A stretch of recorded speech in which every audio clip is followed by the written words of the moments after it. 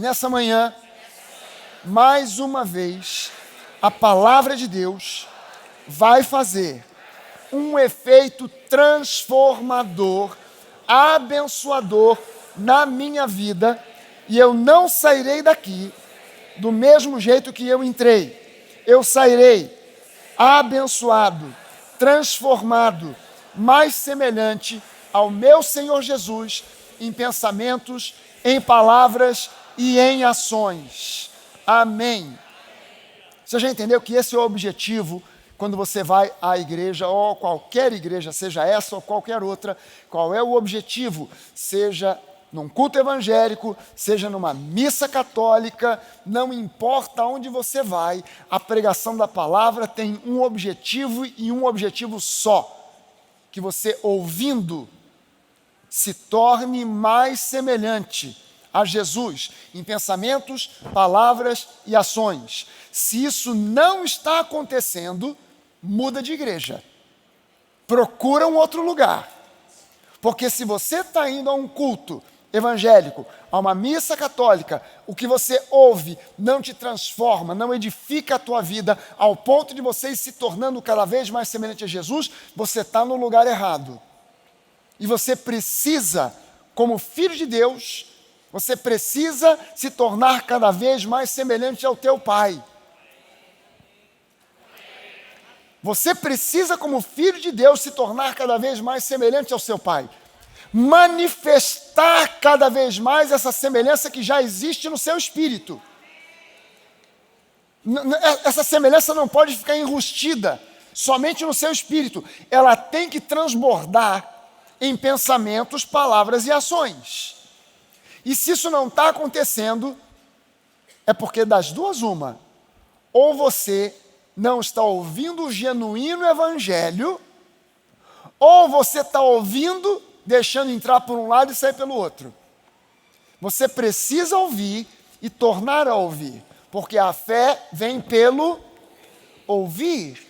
A fé não vem pelo orar, a fé não vem pelo jejuar, a fé não vem por qualquer outro meio. A fé vem pelo ouvir, mas não é ouvir qualquer coisa, é ouvir o genuíno evangelho da palavra, da fé e da graça. E eu preciso ouvir, e ouvir, e ouvir, e tornar a ouvir. Aquilo que eu prego aqui, a gente hoje tem um privilégio que gerações anteriores não tinham. Nós temos hoje o privilégio de termos recursos eletrônicos. A gente tem podcast, a gente tem YouTube, a gente tem um monte de recursos que aquilo que é ministrado fica registrado. E você pode só ouvir, você pode ouvir e ver, você pode repetir de novo, você pode fazer o vídeo voltar porque você perdeu uma frase, ou porque aquela frase você quer ouvir de novo e quer tomar nota, porque ela tem, de repente, algo especial que bateu no seu ouvido e fez blém, blém, blém, aí você, pumba, volta alguns segundos e anota, e você ouve novamente. Mas a fé vem pelo ouvir, e ouvir, e ouvir, e ouvir, e ouvir, e ouvir. Quando a Bíblia diz a fé vem pelo ouvir, o verbo ouvir no grego é akoi. Akoi significa ouvir e compreender o que foi ouvido. Porque se fosse só o ouvir... Gente, eu me lembro de uma senhora, uma irmã da igreja, que ela dizia que ela tinha uma passadeira que ia na sua casa uma vez por semana para passar a roupa. E essa passadeira era crente. E ela levava um rádio de pilha. E ela sintonizava aquele rádio numa rádio evangélica e ficava escutando pregações. O tempo inteiro que ela estava passando roupa, ela estava escutando uma pregação. Mas ela botava aquele rádio na área de serviço, e aquilo era um prisma, onde vários outros apartamentos estavam voltados para dentro daquele prisma. E ela botava aquele rádio, todo mundo, porque ela botava, eu desconfio que ela devia ser meio surda, então ela botava no volume todo do radinho. E várias pessoas escutavam. Sabe quantas daquelas pessoas que escutavam aquelas mensagens pelo menos uma vez por semana se converteram? Alguém adivinha aqui quantos? Nenhum. Ninguém. Por quê? Porque aquela mensagem sendo pregada era a palavra, era a verdade, era a Bíblia, mas quem estava ouvindo não estava dando atenção ao que ouvia. Não sei se você já teve a oportunidade disso, de alguém estar fazendo uma palestra que é absolutamente desinteressante para você e você desconecta. Já? E alguém perguntou a você, mas o que foi falado? Olha, sinceramente vou te dizer, não sei. Porque estava entrando por aqui, saindo por ali. Porque eu estava ouvindo, eu comecei no princípio ouvindo, pensando que ia ser interessante, achei que era uma montoeira de besteira, bobagem, desconectei, desliguei. Então aquilo não produziu nada. Hoje, quem aqui sabe porque sabe, você não precisa nem fazer, raciocinar, nem pensar muito. Mas quantos aqui sabem porque sabem que 2 mais 2 é igual a 4? A grande maioria, ainda tem uma minoria. Por que você hoje sabe que 2 mais 2 é igual a 4? Eu quando era criança, comecei a aprender aritmética, a matemática básica, tinha um livrinho, um negocinho pequenininho assim, chamado tabuada. Chamava-se tabuada. Era até um papel assim meio michuruca, porque você tinha que comprar um atrás do outro.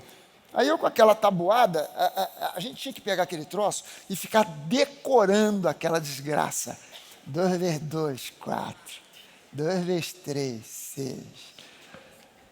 Você tinha que ficar decorando aquele negócio. E a minha mãe vinha tomar, chamava-se, vou tomar a tabuada.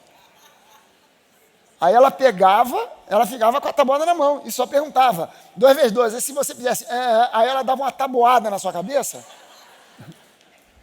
porque já tinha do lado uma tábua, uma tauba, para dar na sua cabeça. Vai estudar, menino, tu não estudou nada. Você pegava aquilo. E houve um tempo em que eu tinha que decorar. Mas aquilo foi tão visto, que virou medular. Eu não penso mais, está na medula, não está no cérebro. 2 vezes 2, 4. Não pensa, está na medula. Mas de tanto ouvir, tornar a ouvir, ver, rever, parar, estudar, pensar. Gente, você acha que é diferente com a palavra de Deus? Você acha que Mateus escreveu o Evangelho de Mateus porque ele ouviu uma vez e aí gravou? Não, por exemplo, o Sermão do Monte. Quantas vezes você acha que Jesus pregou aquilo? Você acha que Jesus só pregou aquilo uma vez? Você pensa que Jesus só pregou aquilo uma vez? Olha, Jesus pregou tanto, esse mesmo sermão, que em Mateus ele é o Sermão do Monte, mas em Lucas ele é o Sermão da Planície. Aí quem olha e fala assim, tá vendo, a Bíblia está incoerente. Não, a Bíblia não está incoerente não, cabeção. É que uma vez ele pregou no monte, uma outra vez na planície, uma outra vez na beira do mar da Galileia, uma outra vez lá em Cafarnaum, outra vez lá em Jerusalém. Porque Jesus, eu aprendi esse método com Jesus, eu prego a mesma coisa 50 vezes. Você não repara porque eu só mudo os parágrafos de ordem. Mas a mensagem é a mesma. E as pessoas, em Mateus, João, foram ouvindo, aquilo entrou a tal ponto de eles poderem registrar. Claro, você vai dizer para mim, pastor, mas e o Espírito Santo, onde entra nessa história? É óbvio que o Espírito Santo inspirou, mas o Espírito Santo não ficou ditando. Escreve aí, Mateus. No princípio, não, faltou uma palavra aí, Mateus. Você acha que o Espírito Santo ficou ditando? O Espírito Santo não veio ditar, o Espírito Santo inspirou para que ele lembrasse. Aliás, Jesus disse isso para os discípulos. Quando vier o Espírito Santo, ele fará com que vocês lembrem de tudo o que eu tenho ensinado para vocês. Para eu lembrar, primeiro eu preciso ouvir. Mas eu não posso ouvir apenas uma vez, porque fica mais difícil de lembrar. Eu posso lembrar, agora, aquilo que eu ouço 2, 3, 4, 5, 6, 10, 15, 500 vezes, com certeza eu lembro. Amém? Qual é a parábola mais importante de todas as que Jesus já contou? Quem sabe qual é a parábola mais importante que Jesus contou? Entre todas as parábolas. Quem sabe? A pastora Denise sabe, mas também não é vantagem. Mora comigo, sabe? Aí... Quem sabe qual é a parábola mais importante? Quem chuta aí? Pode falar. Hã? É. Aleluia. É a parábola do semeador. É a parábola do semeador. É a parábola mais extensa, é a maior de todas as parábolas, é a mais explicada, é a única em que os discípulos, tendo perguntado para Jesus, eu não sei em relação às outras, mas em relação a essa, a Bíblia diz que os discípulos vieram para Jesus e falaram: Jesus, nos explica a parábola. Aí Jesus falou assim: o que? Vocês não entenderam? Se vocês não entenderem essa, não vão entender mais nada. Então Jesus para e explica detalhadamente: olha, a semente é a palavra. O semeador é aquele que prega a palavra. E ele sai lançando a semente. O solo é o coração do homem. E aí ele fala dos tipos de solo. Ele fala: há uma semente que caiu à beira do caminho, a palavra. E vem o diabo, vem as aves dos céus e imediatamente comem a semente. Não produz absolutamente nada. Depois tem aquela que cai no terreno pedregoso, tem aquela que cai no terreno espinhoso, e nenhuma das duas produz nada, mas uma cai na boa terra. E ele explica: essa boa terra é o coração daquele que ouve e guarda, ouve e retém, ouve e concorda, ouve de bom e reto coração. Os evangelhos colocam de modos diferentes, cada um dos evangelistas se registrou de modo diferente: aquele que ouve e concorda, aquele que ouve e retém, aquele que ouve de bom e reto coração, ou seja, com boa vontade, querendo aprender. Aquele que ouve de bom e reto coração, ouve e retém, ouve e guarda, esse é aquele que produz a 30, a 60 e 100 por um. Agora, quantos aqui querem produzir a 30 por um? Quem quer produzir a 60 por um? Agora, quantos de vocês, como eu, desejam produzir a 100 por um? Mas veja bem, até mesmo caindo no bom terreno, nem todos produziram a 100 por um. Alguns produziram a 60 por um, é ótimo, mas não é o que eu quero. Outros produziram a 30 por um, é muito bom, mas também não é o que eu quero produzir na minha vida a 100 por um. Então eu preciso ouvir, e ouvir, e ouvir, e ouvir, e orar, e pedir a Deus entendimento, revelação. E na quinta-feira, fui eu que preguei aqui no culto de quinta-feira. Nem sempre é o mesmo pregador na quinta-feira. Você que não está acostumado a ver aqui no culto de quinta-feira, o culto de meio de semana, a gente faz um rodízio de pastores ali. Às vezes sou eu, às vezes é o pastor Jorge Dalton, às vezes é o pastor Jorge Monteiro, às vezes é a pastora Denise, às vezes é a pastora Karine, às vezes é a pastora Neiva, alguns dos pastores, ou das pastoras. Mas essa quinta-feira fui eu. E eu fiz o tema da minha mensagem na quinta-feira foi uma pergunta: o quão real Deus é para você? Quão real Deus é para você? Porque nós servimos a um Deus que não se vê. Deus é espírito, e importa que os seus adoradores o adorem em espírito e em verdade. Então é muito fácil tornar Deus uma teoria. É muito fácil tornar Deus em uma filosofia. E não é por outra razão que muitas pessoas saem com essas pérolas. Ah, Deus é uma energia do universo. Energia é a sua avó. Deus é uma pessoa, não é energia, coisa nenhuma. Deus é uma força. Deus não é uma força. Outros conseguem entender que Deus é uma pessoa, mas é uma pessoa que tem um relacionamento impessoal conosco. Então Deus é aquele que criou o universo como se fosse um big relógio, deu corda, virou as costas e deixou tudo no piloto automático. Então é cada um por si e Deus por ninguém. Mas a palavra de Deus mostra para mim e para você que Deus, o nosso Deus, é um Deus pessoal, de relacionamento, de proximidade. Não um Deus que deu corda, criou tudo no piloto automático e deixou para lá. Não, Ele é um Deus pessoal que se relaciona conosco de maneira próxima e pessoal, ao ponto de enviar o seu próprio Espírito para habitar em nós. Aí a pergunta continua: o quão real Deus é para você? Porque você tem que passar a conhecer a Deus. de uma maneira tal que ele se torne para você tão ou mais real do que essa pessoa que está aí sentada do seu lado. Se Deus para você é menos real do que essa pessoa que está sentada ao seu lado, você precisa urgentemente conhecer mais e melhor quem Deus é.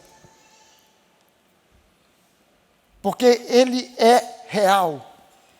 Eu não gosto muito de contar a minha experiência da minha conversão, porque as pessoas podem, às vezes, fazer comparações e achar, eu não tive esse tipo de experiência que o pastor teve, então eu acho que Deus não se revelou para mim e tal. Eu não gosto. Mas no dia que eu me converti, eu senti a presença de Jesus ao meu lado como se fosse uma pessoa que estava me abraçando, literalmente.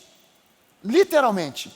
E algumas outras vezes eu já percebi a presença de Deus dessa maneira, como se fosse alguém que eu pudesse literalmente palpar, abraçar. Porque Deus, Ele é real. Agora, o quão real Ele é para você? Essa foi a pergunta que eu fiz na quinta-feira. Hoje eu quero fazer uma outra pergunta. O quanto você valoriza Jesus? Para meditar um pouquinho. Quanto valor você dá a Jesus? E eu quero falar sobre nós possuirmos um coração que valoriza Jesus, da maneira que ele deve ser valorizado. Amém? João capítulo 12, versículos de 1 a 5, diz assim: 6 dias antes da Páscoa, foi Jesus para Betânia, onde estava Lázaro, a quem ele ressuscitara de entre os mortos. Deram-lhe, pois, ali uma ceia. Marta servia, sendo Lázaro um dos que estavam com ele à mesa. Então Maria, tomando uma libra de bálsamo, uma medida de bálsamo, de nardo puro, um nardo muito precioso, ungiu os pés de Jesus e os enxugou com os seus cabelos. E encheu-se toda a casa com o perfume do bálsamo.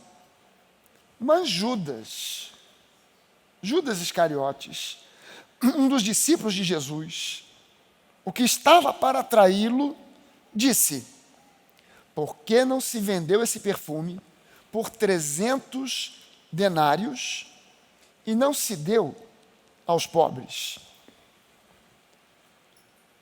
Se você continuar a leitura, você vai ver que Jesus deu uma bronca em Judas, dizendo para ele: meu querido, os pobres vocês sempre terão com vocês, mas eu estou para partir. E a partir do momento em que eu for, aí Jesus já não disse assim, aí eu estou botando palavras na boca dele, a partir do momento em que eu for, quem virá para se relacionar com vocês é o Espírito Santo. E o Espírito Santo, por ser um Espírito, você não vai ver. A mim você vê, mas ao Espírito você não vai ver. Então, você vai ter que buscar entender o quão real ele é para você. Mas você vai ter o Espírito Santo habitando em você. Agora, quando você olha para esse texto aqui, fica muito fácil de entender que Judas, ele podia dizer o valor daquele perfume, mas ele não tinha ideia de quanto valia Jesus. Ele não tinha a mínima ideia do valor de Jesus, do quanto Jesus valia, não simplesmente em termos de grana, mas o quanto Jesus valia em termos espirituais, em termos emocionais, em termos da sua grandeza, da sua pessoa, da sua obra. Judas não tinha a mínima ideia. Muitas pessoas hoje, mesmo estando na igreja, muitos crentes hoje sabem o valor dos imóveis, sabem quanto vale um apartamento na Barra da Tijuca ou quanto custa o mesmo apartamento se ele for no Meier. Sabem o valor das commodities, quanto está valendo o ouro, a prata, gado, petróleo, sabem o valor de companhias, quanto vale uma multinacional, quanto vale uma nacional, uma empresa desse ou daquele tamanho, uma empresa que seja uma startup. Eles sabem o valor de companhias, sabem o valor do dólar, sabem o valor do euro, mas não têm a mínima ideia do valor de Jesus. A igreja, e eu tenho dito isso aqui, a igreja, por sua própria natureza, a natureza da igreja é uma natureza revolucionária. Meu irmão, a natureza da igreja é uma natureza revolucionária. Quando Jesus realizou o seu primeiro milagre, que João não chama de milagre, João chama de sinal, transformando água em vinho, Jesus, sem palavras, estava dizendo: eu vim para isso, para transformar a vida do homem de uma água sem sabor, sem graça, em um vinho saboroso que representa o Espírito Santo, alegria, celebração. Eu não vim transformar a vida do homem de uma água suja em uma água pura, eu vim transformar de água para vinho. De água suja para água limpa já estaria bom demais. Mas Jesus não disse: eu vim para transformar a água suja em água limpa. Eu vim para transformar a água, seja ela suja ou limpa, em um vinho saboroso especial. Ou seja, eu vim para revolucionar o mundo, a vida, o homem, a sociedade. Eu vim para causar uma revolução que não tem a ver com revolução política, não tem a ver com revolução que a gente vê em países, tem a ver com uma mudança, uma transformação revolucionária no coração de homens e mulheres que vão transformando a sociedade porque começam a agir, pensar e falar como Jesus. A igreja, se ela não é transformada na imagem e semelhança de Jesus, e ser transformada na imagem e semelhança de Jesus é ser transformada não em uma pessoa religiosa. Uma pessoa religiosa não revoluciona o mundo. A religião não revolucionou o mundo. A religião fracassou no mundo. A religião é um fracasso no mundo. A religião não cooperou, não ajudou para a melhoria do mundo. Pelo contrário, a religião tem ajudado a piorar todas as coisas. Pessoas, gente de carne e osso, transformada pelo amor de Jesus, tem impactado o mundo e transformado o mundo. Uma pessoa cheia do amor de Deus tem mais impacto do que toda uma denominação cheia de religiosidade. E é para lá que nós precisamos caminhar, gente. Não existe a mínima pretensão, ou vontade, ou desejo que a nova cresça e se expanda como denominação. Mas há um desejo, um sonho, uma vontade de que a nova impacte vidas ao ponto de pessoas serem reconhecidas como genuínos cristãos. E a igreja hoje precisa reaprender o que é o genuíno cristianismo, porque a igreja se adaptou, se moldou a um status quo, de se adaptar à religiosidade. Então as pessoas se tornam cópias e clones de um determinado tipo de molde. E hoje você reconhece a pessoa, você reconhece até a denominação que ela frequenta, pela roupa que ela veste, pela maneira que ela fala, pelos hábitos e manias. Ontem me mandaram um vídeo, morri de rir. 2 crentes pentecostais se encontrando na rua. Um vem de lá, outro vem de cá. E um que vem de cá, de terno preto, gravata preta, camisa branca. E ele já vem andando pela rua assim.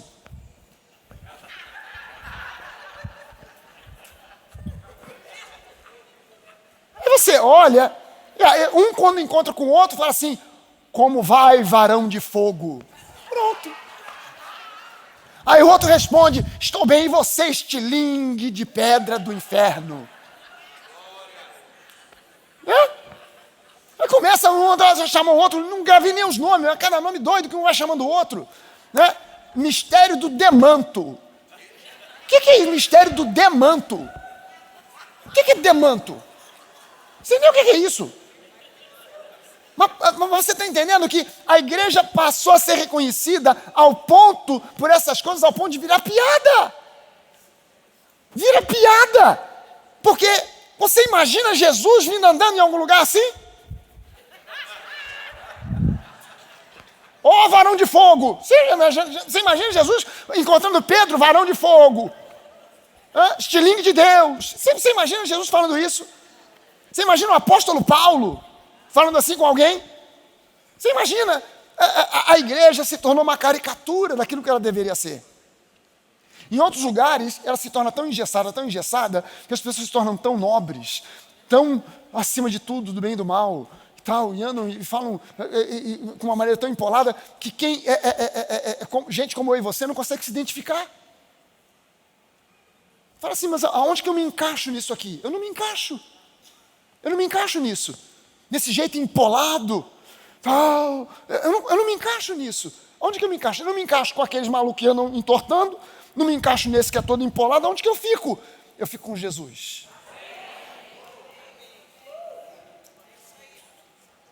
O que você precisa é que Deus se torne tão real para você, que você se torne realmente um estilingue para destruir o inferno, com palavras, pensamentos, ações que reflitam o caráter de Jesus. Amém? A igreja revolucionária, gente, é uma igreja que deseja descobrir e compreender cada vez mais o valor de Jesus. A igreja que revoluciona é uma igreja que busca compreender cada vez mais o valor de Jesus. E é o reconhecimento desse valor que leva você para viver acima de toda derrota. É o entendimento e o reconhecimento desse valor. Há muito debate, até na internet, muita discussão sobre lei e graça. Debate sobre confissão de pecados. Precisa, não precisa, deve, não deve.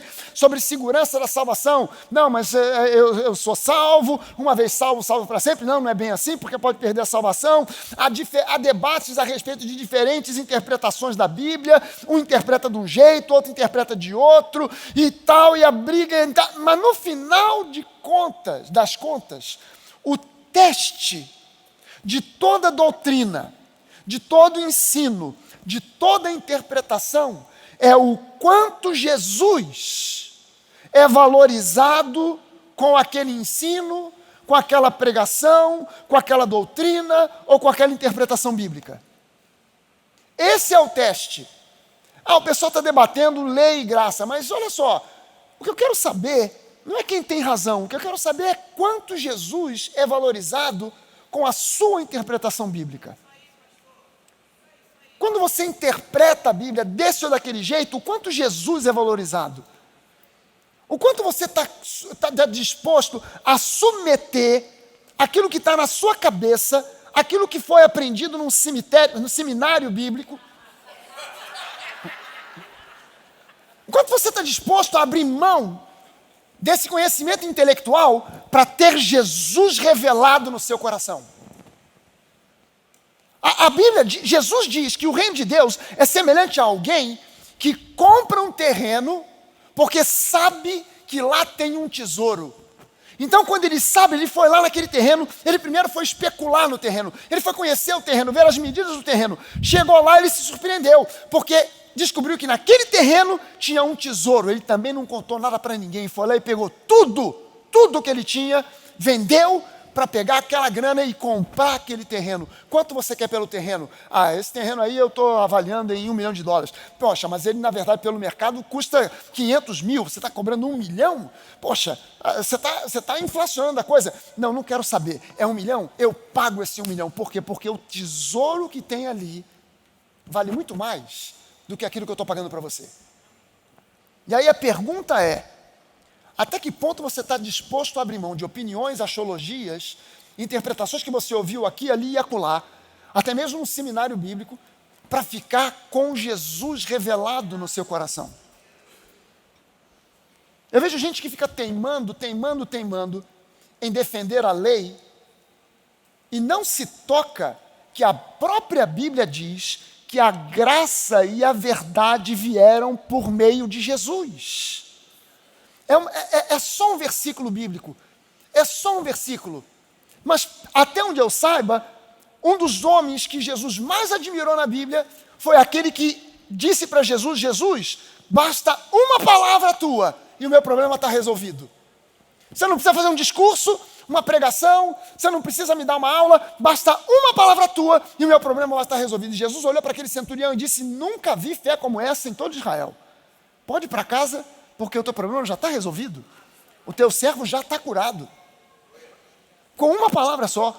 É um versículo só que diz que a graça e a verdade. Ora, se Jesus disse: eu sou o caminho, a verdade e a vida, e a verdade veio por meio de Jesus, e no mesmo versículo diz que a verdade que veio por meio de Jesus, diz que a graça veio por meio de Jesus. Se Jesus é a verdade, obviamente que ele também é a graça. Você não precisa nem de um cérebro inteiro funcionando para concluir isso, basta ter dois neurônios, o tico e o teco, um para levar, outro para trazer. E você consegue concluir que se Jesus é a verdade, e o versículo diz que a graça e a verdade vieram por Jesus, se Jesus é a verdade, então Jesus também é a graça.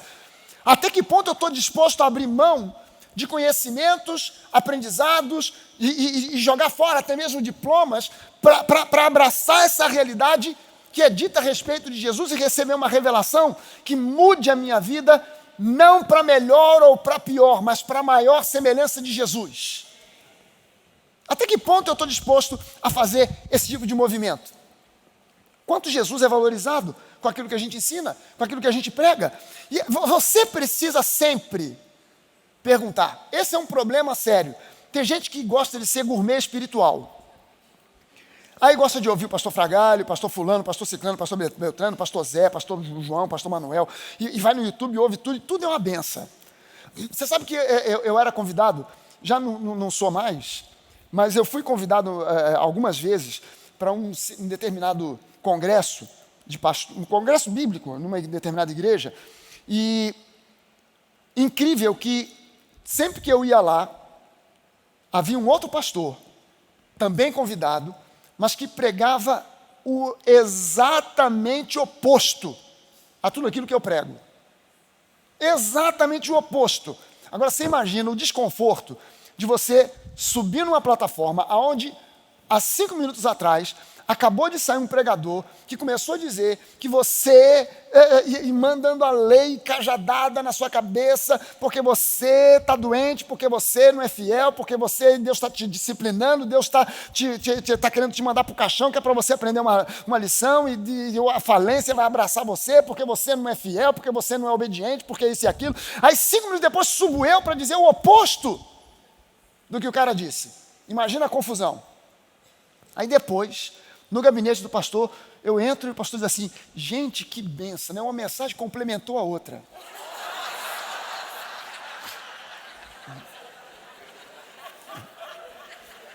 Aí eu fico assim.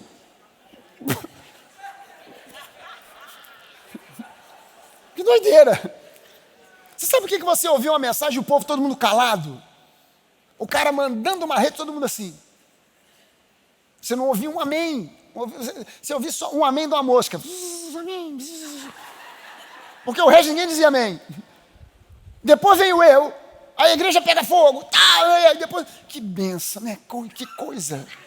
Como encaixou. Gente,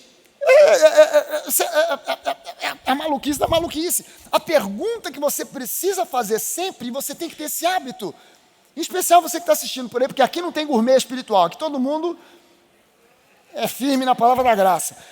É você que tem esse hábito de ser gourmet espiritual e ouve tudo, e tudo para você é uma benção, porque a pessoa ouviu o pastor Fragai, foi uma benção, mas ouviu o pastor fulano, quando diz assim, ouviu o pastor fulano, eu sei quem é o pastor, e a pessoa diz, e também foi uma benção, eu digo assim, cara, essa pessoa não entendeu bolhufa, ou do que eu falei, ou do que o cara falou. Não é possível, porque não é tudo uma benção, nem tudo é uma benção. A pergunta que você tem que fazer sempre é: esse ensino, essa doutrina, essa pregação, esse estudo, essa interpretação bíblica trouxe ao meu coração um desejo de dar a Jesus a honra, a glória, o louvor que Ele merece? Esse ensino, essa interpretação, essa pregação, ela trouxe ao meu coração mais fome e sede de conhecer mais e melhor quem Jesus é. Essa pregação que eu ouvi, essa palavra, esse ensino, despertou em mim ainda mais amor e paixão por Jesus. Porque se não fez isso e colocou ênfase no seu esforço, o valor ficou ligado ao seu esforço, o valor ficou ligado a uma causa em que eu me ocupe comigo mesmo, focando no meu desempenho, nas minhas falhas ou nos meus sucessos, nos meus defeitos, nos meus pecados ou nas minhas qualidades. Se o foco ficou aí, eu preciso pegar isso que eu acabei de ouvir e jogar na lata do lixo. Porque quando você ouve um ensino, uma mensagem, uma pregação, uma interpretação que bota ênfase e foco no seu esforço, no que você tem que fazer, porque quem pegou Jesus e botou num canto e disse, fica quieto aí, não me atrapalha. Fica quietinho aí, depois eu te dou uma oportunidade de falar alguma coisa aqui. Todo ensino, toda pregação, toda palavra precisa trazer valor a Jesus, destacar Jesus, levar você a amar mais Jesus, a conhecer mais Jesus, a ter vontade de conhecê-lo ainda melhor, mais profundamente. Veja bem o seguinte, em termos naturais, desempenho é importante. Claro que é importante, mas a chave do seu desempenho como profissional, como marido, como esposa, não importa, como estudante, a chave do seu desempenho, a chave do seu sucesso está no amor, na graça e no favor imerecido que vem de Jesus para a sua vida. Não vem de um esforço que você faz para melhorar o seu desempenho. Seu desempenho na vida será altíssimo quando você entender o quanto Ele te ama. Enquanto você ficar tentando fazer força para mostrar para Deus o quanto você o ama, o seu desempenho será cansaço e desgaste. E vai te levar para a frustração.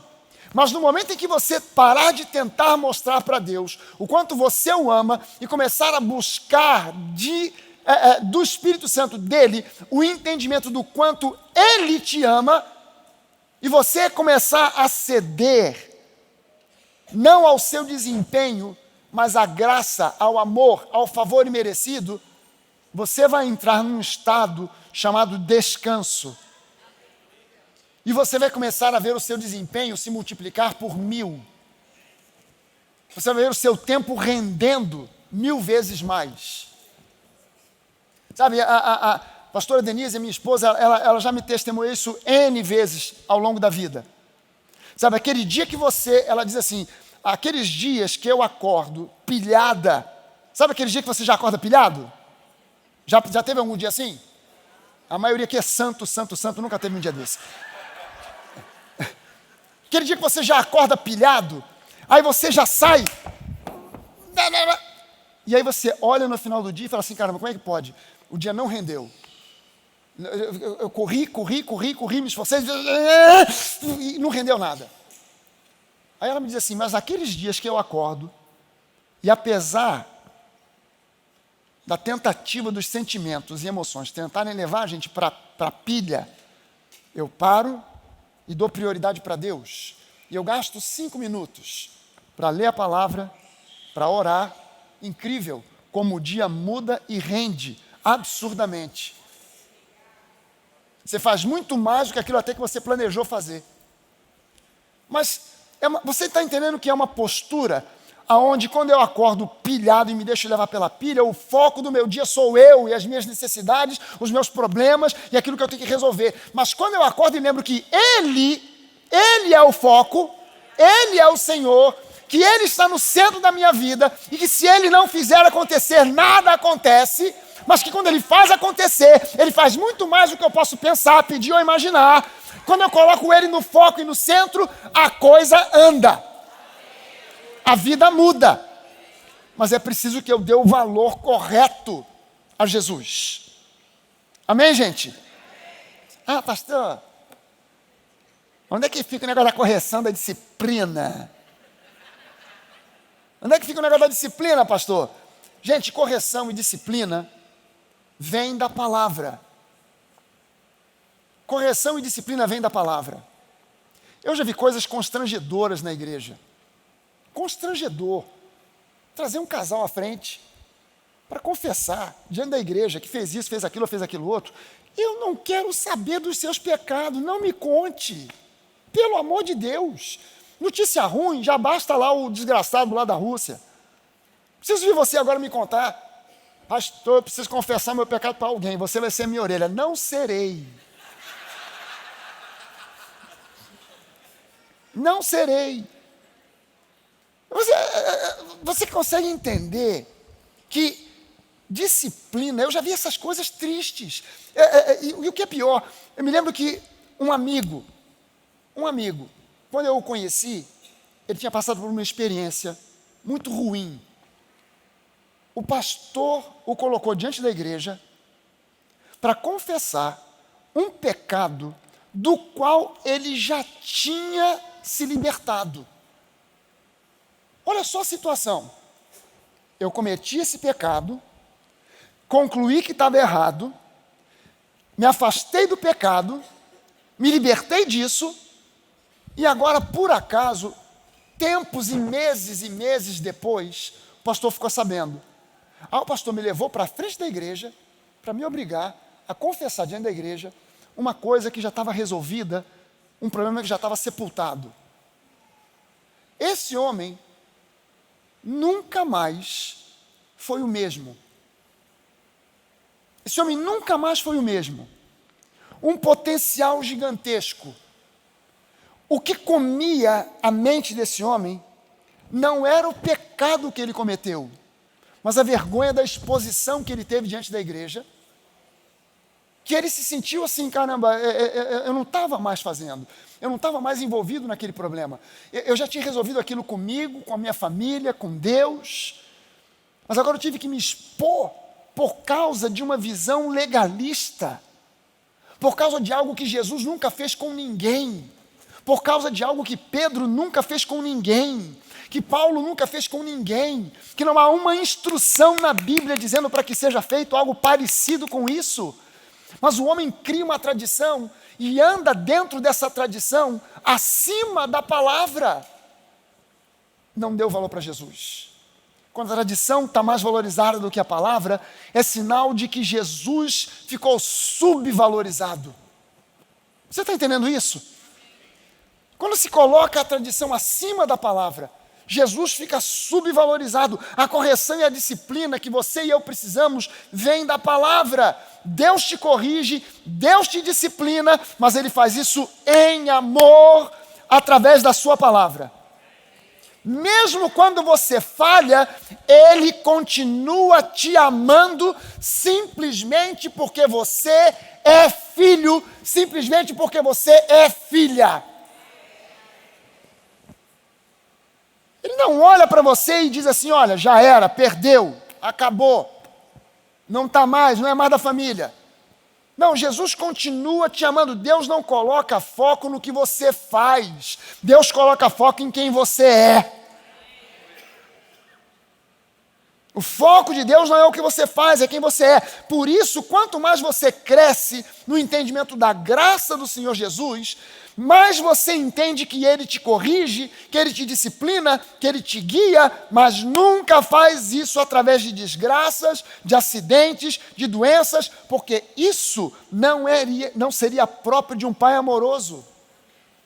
Isso não é próprio de um pai amoroso. 2 Timóteo capítulo 3, os versículos 16 e 17, diz que toda a Escritura, desde Gênesis até o Apocalipse, toda a Escritura é inspirada por Deus e é útil para o ensino, para a repreensão, para a correção e para a educação na justificação. Educação na justiça ou na justificação. Eu já prometi aqui que o próximo seminário que nós vamos fazer, que vai ser agora no ano que vem, eu já planejei esse seminário que a gente fez aqui sobre o final dos tempos. As pessoas começaram a comentar e tal. Eu vou fazer 2 vezes por ano, pelo menos, sobre temas diferentes. O próximo vai ser no ano que vem, no início do ano que vem, eu vou fazer um por semestre. O próximo que eu vou fazer é sobre justificação. Alguns pastores às vezes me procuram, pastores de outras igrejas que se juntam conosco no nosso network de pastores. A gente tem um network, uma rede de pastores chamada Nova Network, que a gente está implementando e aprimorando, mas já existe há algum tempo. E alguns pastores às vezes chegam e dizem assim: pastor Fragale, eu comecei a pregar a graça aqui na minha igreja, e deu ruim, a igreja em vez de aumentar, diminuiu, um bocado de gente foi embora, não estou entendendo. E eu também não entendia. Eu dizia: caramba, não estou entendendo, como é que pode isso? É estranho esse negócio. Aí, até que um dia, há poucos dias, Deus me deu um entendimento. Eu estava lá, sentado no meu computador. Quando eu estou sentado no meu computador, eu ali, ao mesmo tempo, eu estou orando, lendo a palavra, estudando, me divertindo, dando risada, vendo bobagem. Eu estou vendo de tudo ali, ao mesmo tempo. Aí eu estou lá, estou vendo umas piadas, uns negócios, e de repente Deus, pumba, fala comigo. E aí Deus me mostrou: cara, esses pastores, está dando ruim com eles, porque eles tinham na mão uma marreta, a marreta do legalismo. E eles estavam dando marretada na igreja todo domingo, todo domingo, todo domingo. Aí eles trocaram a marreta do legalismo por uma outra marreta, a marreta da graça. Pastor, mas a graça pode ser uma marreta? Pode. O camarada quer marretar a graça na cabeça das pessoas e pular de uma igreja super legalista para uma igreja da graça da noite para o dia, sem dar maiores explicações. Aí a pessoa não entende. Claro, o sujeito está acostumado a viver dentro de uma prisão. Se abre a porta da jaula, ele sai e ele quer voltar para dentro. Eu me lembro de um filme que eu vi, que o camarada estava na prisão, um filme americano, o camarada na prisão, ele era o bibliotecário da prisão. Mas ele já tinha sido liberto já há mais de 20 anos. Só que quando ele foi liberto, ele cumpriu a pena dele. Quando acabou a pena, ele saiu no mundo, ele se viu assim: cara, eu não sei o que fazer aqui, eu não tenho para onde ir. Aí ele voltou para dentro da prisão. E estava lá feliz da vida, vivendo na prisão. Aí o camarada, enjaulou o pessoal durante anos. Aí ele abre a porta, o pessoal sai e quer voltar para dentro, porque não entendeu nada. Aí Deus me mostrou: você tem que mostrar para esses pastores que eles precisam estabelecer uma base primeiro. Ninguém vai entender a graça sem uma base. Qual é a primeira base para a pessoa entender a graça? Justificação. Se ela não entender a sua justificação, não vai entender a graça. Se ela não entender o amor incondicional de Deus, não vai entender a graça. Pessoas que criticam a graça, não é porque não entenderam a graça, é porque não conhecem o amor de Deus. Isso é triste. O sujeito de repente é pastor, tem título, é bispo, é apóstolo e não conhece o amor de Deus. Uau, isso é terrível. Porque não conhecer o amor de Deus é não conhecer a Deus, porque Deus é amor. Tu imagina, eu estou aqui em cima pregando e ensinando para você, mas eu não conheço a respeito de quem eu estou ensinando.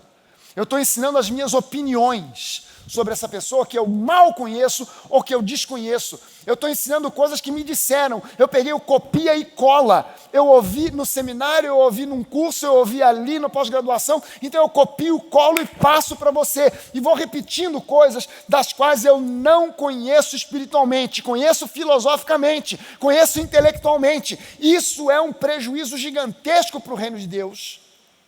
Porque nós precisamos conhecer Jesus. E se quem prega não conhece Jesus, como é que vai levar você para conhecer Ele? Eu não consigo levar você para apresentar você a uma pessoa que eu não conheço. Eu poderia dizer aqui, gente, olha, essa semana, quem vier aqui na igreja, eu vou levar para conhecer, vou apresentar o Justin Bieber. Mas eu não conheço o Justin Bieber. Eu não tenho acesso ao Justin Bieber. Eu não tenho nenhuma forma de chegar até ele. Então como é que eu vou apresentar a você alguém que eu não conheço? Aí sabe o que eu faço? eu pego um cartaz com uma foto em tamanho natural, recorto, colo num pedaço de madeira, boto ele aqui do meu lado e é Justin Bieber. Aqui, ó, Dona Maria, seu João, irmão da igreja. Aqui, Justin Bieber. É uma foto estática, parada, sem vida. E é isso que a lei apresenta. O legalismo apresenta um Jesus parado, sem vida. Uma estátua, uma foto. Você não pode conhecer Jesus por uma foto. Você precisa conhecer Jesus pessoalmente. Quem Ele é, o seu amor, a sua graça, a sua bondade. Você precisa de experiência com Ele. Não de simplesmente conhecimento intelectual. E ele diz aqui que a palavra é que nos disciplina, versículo 17, a fim de que o homem de Deus, a fim de que a mulher de Deus seja perfeito e perfeitamente habilitado para toda boa obra. Quando você recebe continuamente o ensino sobre a pessoa de Jesus, da abundância da graça, da sua justificação em Cristo, você vai crescer e você vai reinar sobre toda derrota, sobre todo pecado, sobre todo vício, sobre todo medo, sobre toda dúvida, sobre qualquer desafio que possa vir sobre a sua vida.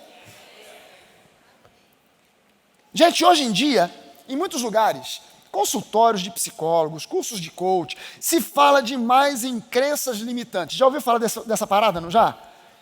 Você não está progredindo porque você tem crenças limitantes. Já ouviu isso? Aí você já andou procurando quais são as suas crenças limitantes? Você vai procurar. Quais são as minhas crenças limitantes? Estou lembrando. Papai falou para mim. Lembro como se fosse hoje. Papai olhou para mim, eu tinha só 5 aninhos. E ele disse, tu és uma besta quadrada. Aquilo bateu e ficou ecoando. Então, eu estou com essa crença limitante. Eu creio que eu sou uma besta. E não vou, identifiquei a minha crença limitante. Crenças limitantes. Eu não consigo prosperar porque eu tenho esse problema. Eu não consigo decolar na minha carreira porque eu tenho essa crença limitante. Eu não consigo me dar bem no meu casamento porque eu tenho essa crença limitante. Então, até o meu psicólogo já falou, eu tenho uma crença limitante, porque eu já casei com uma, não deu certo. Casei com 2, não deu certo. Casei com 3, não deu certo. Então, porque eu tenho uma crença limitante, não vai dar certo com ninguém. Eu preciso vencer, eu preciso romper essa barreira dessa crença limitante. Mas você sabe o que realmente é uma crença limitante? Você por um acaso sabe realmente o que é uma crença limitante?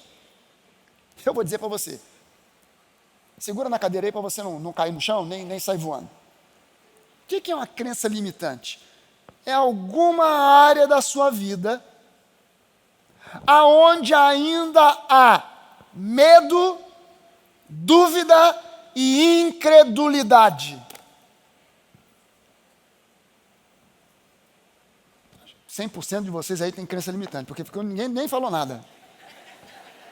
Uma crença limitante nada mais é do que alguma área na sua vida, emocional, física, não importa o quê, é alguma área na sua mente aonde ainda existe medo, dúvida e incredulidade. Enquanto você não romper esse relacionamento com o medo, com a dúvida e a incredulidade, vai haver uma crença que te limita. O que te limita? Aquilo que você não consegue crer, que Jesus agiu, rompeu, acabou.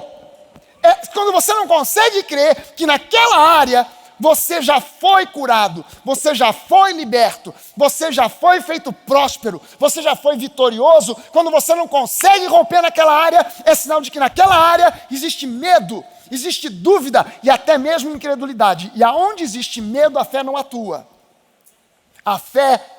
O medo é a força oposta à fé. Aonde o medo predomina, a fé não consegue atuar. Mas aonde a fé entra, o medo sai pela janela. Quando eu começo a ficar tentando identificar minhas crenças limitantes, eu preciso entender, cara, essa é uma área aonde eu preciso exercitar a minha fé. Eu posso ter um casamento bem-sucedido.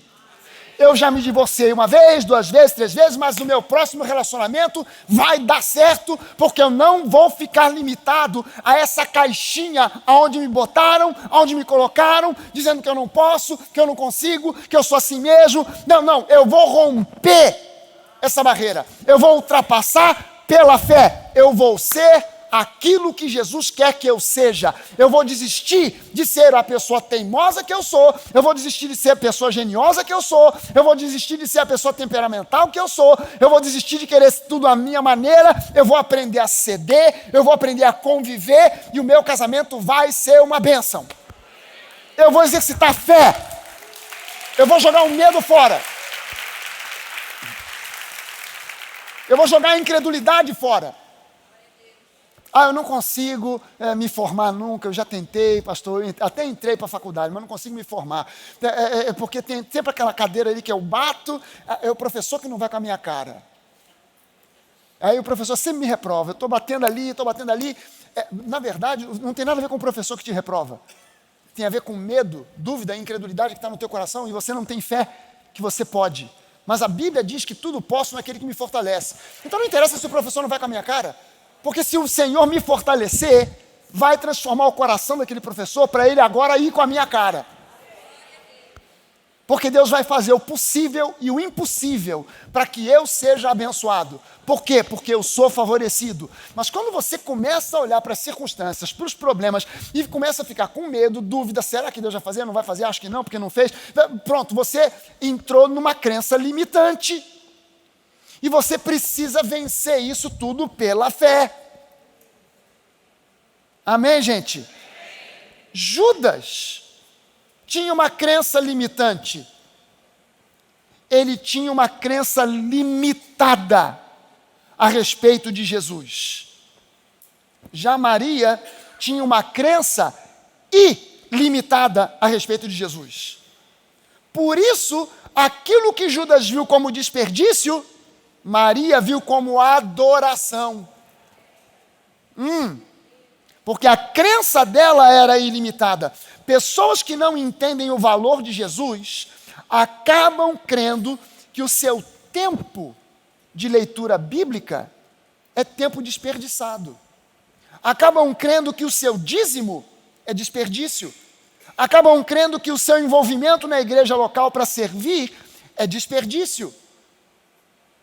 Crenças limitantes baseadas em medo, dúvida e incredulidade. Depois daquele episódio, lá em Betânia, Judas vendeu Jesus por 30 moedas de prata. Um valor irrisório. Quando Judas devolveu aquelas 30 moedas para os sacerdotes, para o pessoal do Sinédrio, ele devolveu aquelas 30 moedas, não devolveu? O que eles fizeram com aquelas 30 moedas? A Bíblia diz que eles pegaram aquele dinheiro e compraram um terreno para fazer um cemitério. Ou seja, aquilo não dava para comprar uma grande propriedade. Aquilo não dava para comprar um terreno supervalorizado na Avenida das Américas. Aquilo era para comprar um terreno num lugar escondido para fazer um cemitério. Só dava para isso. Era isso que Judas ia fazer se ele tivesse ficado com aquelas 30 moedas. Ia comprar um terreno, um pequeno terreno, que estava mais apropriado para guardar morte do que para produzir vida. Esse foi o valor que Judas deu a Jesus, um valor irrisório. Mas Maria entendia o valor de Jesus e por isso ela gastou o que de mais precioso ela possuía com Jesus. Sabe que era um bálsamo que Judas, que entendia de grana, avaliou em mais ou menos 300 denários. 300 denários, um denário era o valor do salário de um dia de um trabalhador na época de Jesus. A maioria das pessoas trabalhavam trabalho braçal, trabalho rural. Então, depois de um dia de trabalho, um denário. No final de 30 dias corridos, sem descanso, que não era o caso, porque o judeu guardava o Shabat, necessariamente. Então, no final de um mês corrido, ela tinha uns 20 e qualquer coisa, denários, para comprar pão, para comprar tecido novo, para fazer roupa, alguma coisa assim. Essa pessoa, provavelmente Lázaro, era uma pessoa de posses. Mas eu garanto para você que ele não deve ter comprado esse perfume assim à vista. Ele deve ter usado Mastercard, Visa, alguma coisa desse tipo. Porque era o trabalho de um ano. Imagina uma pessoa trabalhar um ano sem comer, sem comprar nada novo, nada, só juntando dinheiro para comprar um perfume? Quem é que de vocês ficaria sem comer um ano para comprar um Paco Rabanne? É ruim. Vai ficar cheiroso. Vai morto. Vai perfumar o defunto. Um perfume que Judas avaliou por baixo em 300 denários. Era grana pra caramba. Era muita grana. Maria não pensou duas vezes. Ela nunca tinha usado aquele perfume antes. Ela não pensou duas vezes. E por que eu sei que ela não tinha usado antes? Porque a Bíblia diz que ela quebrou o vaso de alabastro. Era um vaso de um tipo de mármore, lacrado, que para abrir tinha que quebrar a tampa. Não sei se você já viu isso, algumas pessoas têm essa técnica de pegar um facão e abrir uma garrafa de champanhe, pum, corta, não abre a rolha, corta o vidro, né, com uma tacada só, pum. Ela teve que fazer isso, pum, para tirar a tampa para poder perfumar os pés de Jesus. Então ela não tinha nem usado. Por quê? Cara, o nardo, o que é o nardo? O nardo é uma erva, que ela é típica de alguns lugares do Oriente, que ela serve para um monte de coisas, e ela tem propriedades, o nardo tem propriedades, além de ser perfumoso, ele tem propriedades curativas. Então ele serve para melhorar, resolver angina de peito, ele é bactericida, fungicida, então ele acaba com frieira no pé, infecção de pele, ele é calmante, o nardo é calmante, ele era o sedativo que o pessoal usava na época de Jesus. O pessoal tomava, não perfume, mas chá ou qualquer coisa desse tipo, preparado com nardo, para aliviar o estresse. Então, o nardo tinha propriedades curativas, e era uma erva na época muito cara, e ainda hoje, um perfume puro de nardo não é tão barato assim. O valor que Maria deu a Jesus foi, cara, ele merece que eu pegue esse frasco, quebre a tampa e perfume os seus pés. Ele merece isso. Para Jesus vale a pena. Eu não faria isso por mim mesmo, vou me perfumar para ir à festa. Não, é um perfume muito caro para simplesmente eu gastar agora para ir a uma festa. Não, mas quando ela viu Jesus, ela não pensou duas vezes. Ela abriu, ela quebrou o vaso, foi lá e aplicou em Jesus, porque ela viu valor em Jesus. Ela viu valor em Jesus. Enquanto Judas foi se matar pendurado numa árvore, Jesus foi pendurado numa cruz. Mas se Judas soubesse o valor que Jesus tinha, se ele realmente cresce em Jesus, ele não teria se matado. Ele teria procurado Jesus, ele correria para Jesus em busca do perdão, e esse perdão não seria negado a ele. Muitas pessoas acabam se punindo com comportamento autodestrutivo, acabam vivendo num estado de infelicidade, com ataques de ansiedade, de medo, de raiva, não sabendo que Jesus tem para elas uma vida abundante. Estão dentro da igreja, sofrendo de ansiedade, estão dentro da igreja, sofrendo de amargura, com raiva no seu coração, por causa de situações, coisas que já aconteceram no passado, e elas não conseguem andar olhando para frente, para Jesus, para o autor e consumador da sua fé, e vão andando de costas. Quem anda de costas, fatalmente, numa hora vai cair.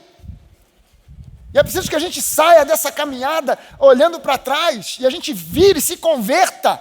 Converter-se significa fazer esse giro de 180 graus e agora caminhar olhando para o autor e consumador da nossa fé, que é Jesus, e deixar para trás as coisas que para trás ficam. Quando Paulo disse isso, bota no seu coração e na sua cabeça, Paulo era justamente alguém que tinha perseguido a igreja, que tinha um passado terrível em relação à igreja, e com certeza o diabo vinha soprar na orelha dele todo dia. Quem é você para ir implantar igreja? Quem é você para pregar a palavra de Jesus? Quem é você para falar o que você fala, para exercer essa autoridade? E Paulo então diz, eu deixo para trás o que para trás fica, e eu sigo na direção do autor e consumador da minha fé. Eu não ando seguindo, olhando para o retrovisor, eu olho para frente. Ouça bem o seguinte, em João 11, João capítulo 11, no versículo 53, após a ressurreição de Lázaro, a Bíblia diz que os principais sacerdotes e fariseus resolveram matar Jesus. E a pergunta é, por quê? A resposta é simples. Esses homens tinham conhecimento intelectual da Bíblia, mas o coração de cada um deles estava absolutamente vazio. Eles conheciam a Torá, mas não tinham o autor da Torá nos seus corações.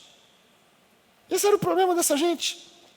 Estudar a Bíblia é fundamental, mas eu preciso da perspectiva correta. Eu não estudo a Bíblia para ganhar conhecimento, mas para me alimentar de Jesus. Conhecimento, o ganho de conhecimento é um subproduto, é uma consequência, é um efeito colateral. Bota isso agora no seu coração. Eu não estudo a Bíblia para ganhar conhecimento, eu estudo a Bíblia para ter intimidade com Jesus. O conhecimento é um efeito colateral, é subproduto. As pessoas invertem. Não, eu quero conhecimento, estudo a Bíblia para ter conhecimento. A cabeça fica lotada e o coração vazio. Eu preciso ir à Bíblia para tentar conhecer mais e melhor Jesus. Responda para mim o seguinte: o que é real santidade? Tenta responder para mim agora essa manhã, mais uma pergunta. O que é real santidade? Bom, não vou esperar a sua resposta, eu vou te dar a resposta. A real santidade é uma consequência. Diga comigo, a real santidade é uma consequência. A real santidade é uma consequência de olharmos firmemente para Jesus. A real santidade não é um esforço que eu faço para seguir regras e mandamentos de uma denominação. A real santidade é uma consequência de conhecer mais e melhor a Jesus. Agora veja o seguinte: Maria trouxe e ofertou a Jesus aquilo que de melhor e mais caro ela possuía. E ela fez assim em função do valor que ela dava a Jesus. Agora, no livro de Levítico capítulo 1, do versículo 1 ao 17, fala sobre o holocausto, a oferta queimada.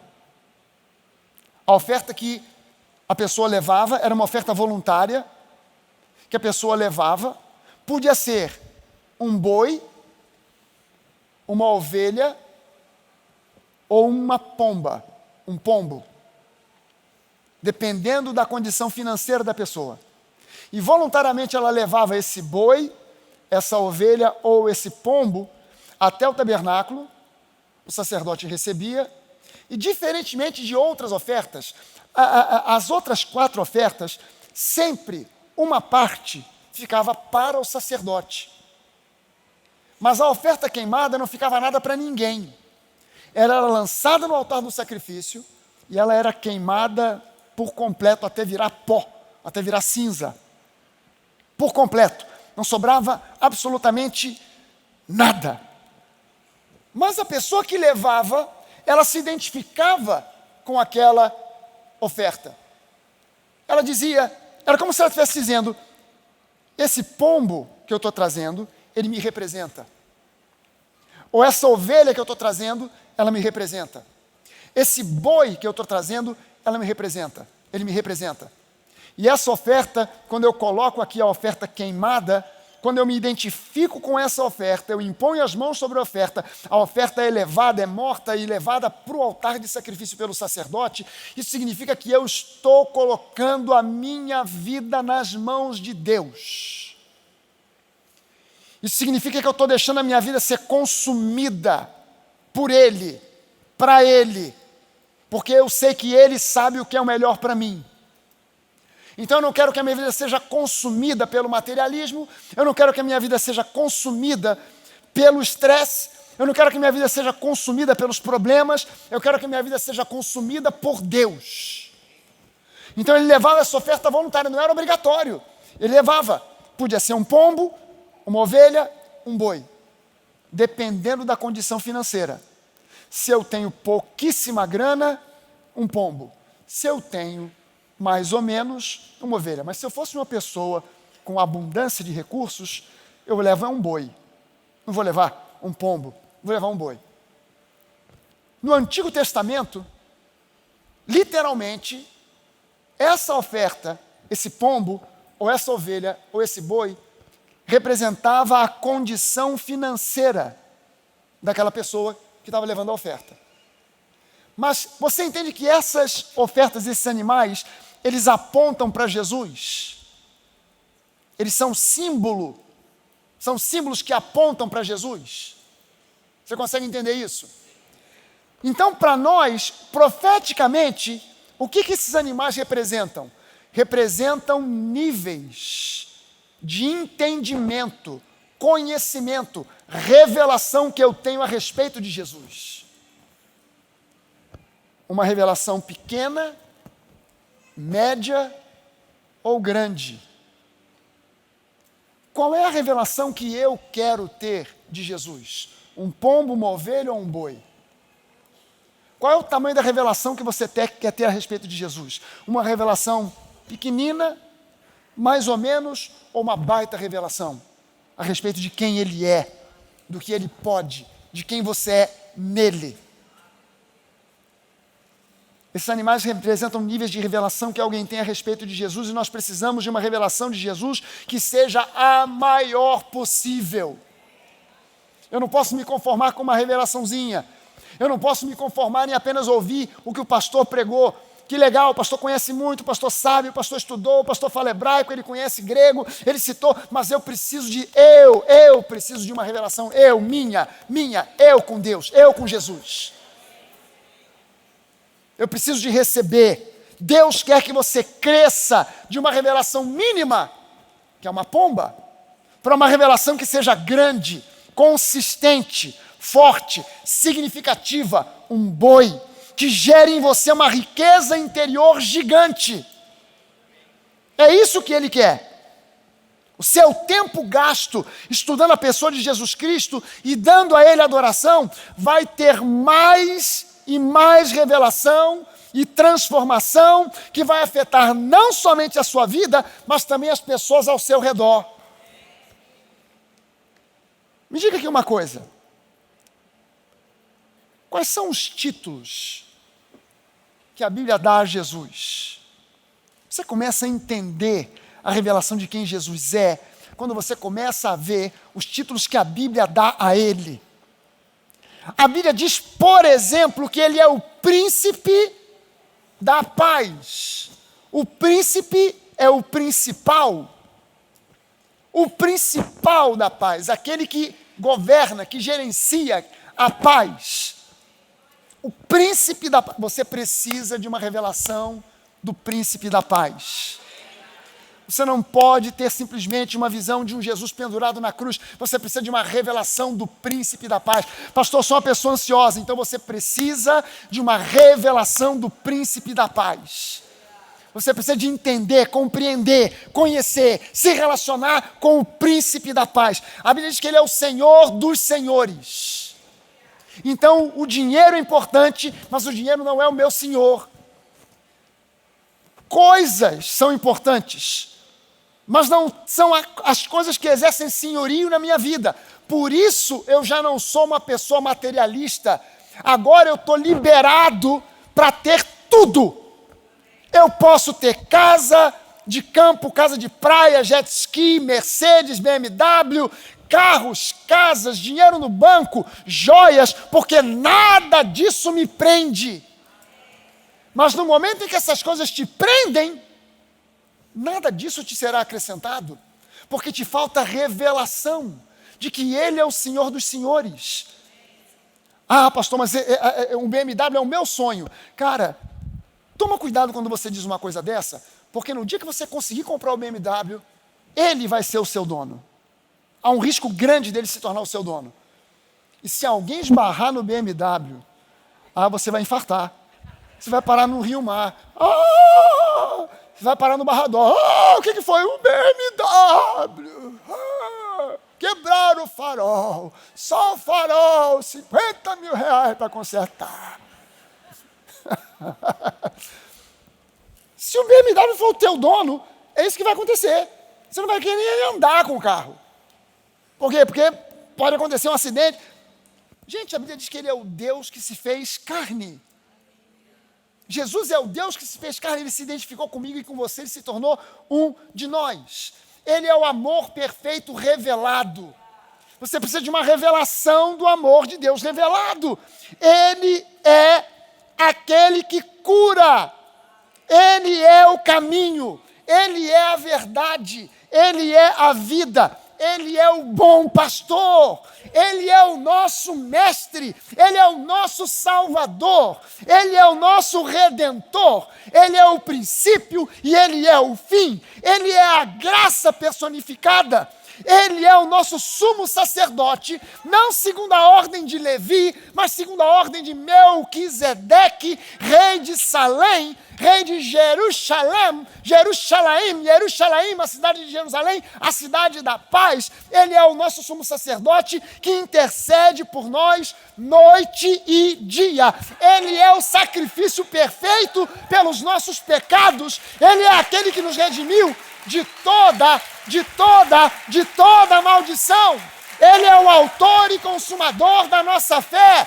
Ele é o criador e sustentador de todo o universo. Ele é o criador e sustentador de toda a vida. Ele é a revelação do caráter de Deus. Eu não posso entender Deus por outro parâmetro que não seja Jesus. Não tem como conhecer quem Deus é se eu não conhecer através de Jesus. Não é através de opiniões, não é através de especulação, não é através de filosofia, não é olhando para as estrelas e para o universo, tentando especular quão grande tudo é, uma força tão grande que criou tudo isso. Não, eu preciso ir à palavra. É algo que está tão próximo, é algo que está tão perto. Eu preciso conhecer Jesus e aí eu vou conhecer o caráter de Deus. Quem advoga o legalismo, quem fala ainda hoje sobre maldições hereditárias, quem ainda fala hoje que Deus vai lançar sobre você doenças e enfermidades para te disciplinar, não conhece o caráter de Deus. Julga Deus como sendo um mau caráter. E Deus é o caráter padrão do universo. Ele é bom, Ele é amor, Ele não é um juiz que te julga, Ele é um pai que te ama. Ele não enviou um julgador, Ele enviou um salvador para nós. Esse é o nosso Deus, espelhado, mostrado em Jesus. Ele é o cumprimento de toda a profecia do Antigo Testamento. Ele é aquele diante do qual todo demônio se submete. Ele é aquele diante do qual todo joelho se dobrará. Ele é o grande eu sou. Ele é o nosso Deus presente. Ele é aquele que era, que é e que há de vir.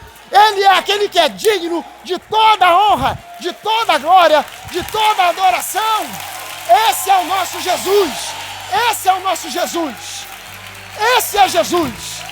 Digno de honra, digno de glória. Deus, Senhor dos senhores. O Deus que é amor. O Deus que cura. O Deus que liberta. O Deus que salva. O Deus que ama incondicionalmente. A graça feita em carne e osso. Se Jesus estivesse aqui hoje, presente em carne e osso, Ele está presente em espírito, mas se Ele estivesse presente aqui hoje em carne e osso, independente do que você fez essa semana, independente de como tenha sido a sua semana, Ele iria a cada um de nós aqui para dar um abraço. Aleluia! Queria convidar você para nós juntos participarmos da ceia. Você vai receber, já recebeu talvez. Se por um acaso você não tenha nas suas mãos esse cálicezinho, é só você estender as suas mãos, fazer um sinal que alguém vai levar até você para você poder participar conosco da ceia. E uma coisa que eu quero advertir e alertar você: a ceia é uma mesa que está aberta para todo aquele que crê. A mesa do Senhor não é um lugar aonde somente os membros de uma determinada igreja, de uma determinada denominação, estão autorizados a participar. Isso é legalismo, isso é lei, isso é invenção, isso é tradição, isso é a cabeça do homem tentando ajudar Deus. Não, eu não sou advogado de Deus. Jesus é o nosso advogado. Não somos nós que somos advogados dele. A mesa é aberta para todo aquele que deseja participar. Pastor, não sou dessa igreja, você é bem-vindo. Ah, pastor, não sou dessa religião, você é bem-vindo. Pastor, só tem certeza que alguém que é de outra religião pode participar? Irmão, eu tenho certeza de uma coisa, só de uma coisa. Jesus pode se revelar a alguém que não o conhece durante a ceia. Então não sou eu que vou impedir ninguém de participar, porque eu não posso impedir ninguém de receber de Deus aquilo que Deus quer dar.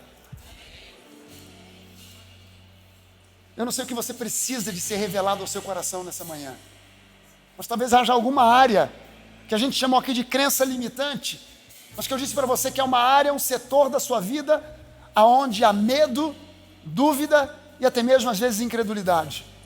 Fale com Deus agora. Você vai participar desse momento que é um memorial, que fala para nós daquilo que Jesus fez. Você que está acompanhando a gente na internet, você é convidado a participar conosco da ceia. Pastor, mas eu estou aqui em casa, como é que eu faço? Você pode ter nas suas mãos um pedaço de pão qualquer, pão francês, pão de forma, um biscoito creme cracker, um pouquinho de suco de uva. Ah, pastor, não tem suco de uva, mas tem um pouquinho de um vinho que eu usei aqui para fazer uma carne ontem. Pode pegar. Pode pegar e participar junto com a gente. Você é bem-vindo. Jesus está aí na sua casa, está aí nesse lugar onde você está. Você de repente está assistindo de um leito de hospital. Você de repente está assistindo de um outro lugar, de uma outra cidade, de um outro país. Mas você é muito bem-vindo a participar conosco. O mesmo Espírito que está aqui, o mesmo Jesus que está aqui, está aí. Porque para Ele não existe limitação de espaço ou tempo. E ainda que você esteja assistindo esse vídeo, esse culto, por vídeo, na segunda, na terça, na quarta, na quinta, ou até mesmo uma semana, um mês depois dele ter sido gravado, a unção desse encontro permanece. E você pode receber cura agora em nome de Jesus. Receba cura agora em nome de Jesus. Receba cura agora em nome de Jesus. Receba cura, vá comendo desse pão agora e declarando pelas pisaduras do Senhor Jesus, eu fui sarado. Pelas pisaduras do Senhor Jesus eu fui curado. Pelas pisaduras do Senhor Jesus eu fui liberto das enfermidades. Pelas pisaduras do Senhor Jesus eu fui curado. Aleluia. Coma desse pão agora dando graças, dizendo ao Senhor: Pai, eu te agradeço, porque Jesus fez uma obra plena, completa, a meu favor na cruz do Calvário. Obrigado, Jesus. Obrigado, Jesus. Abra agora o cálice.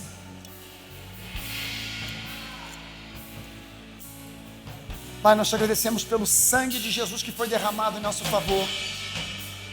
Esse pouquinho de suco de uva ou de vinho que nós temos aqui, ele representa esse sangue, ele fala desse sangue que foi derramado a nosso favor, para que nós, que não merecíamos, que não tínhamos mérito algum, pudéssemos agora ser transferidos para a tua família e sermos classificados, chamados de filhos amados do Deus Altíssimo. E nós celebramos aqui essa vitória sobre o pecado, sobre a natureza pecaminosa, sobre o inferno. Nós te agradecemos, Pai, por essa nova condição, a nova vida que nós temos em Cristo. Em nome de Jesus. E todo o povo que crê, diga amém, amém. Vamos beber do cálice. Aleluia.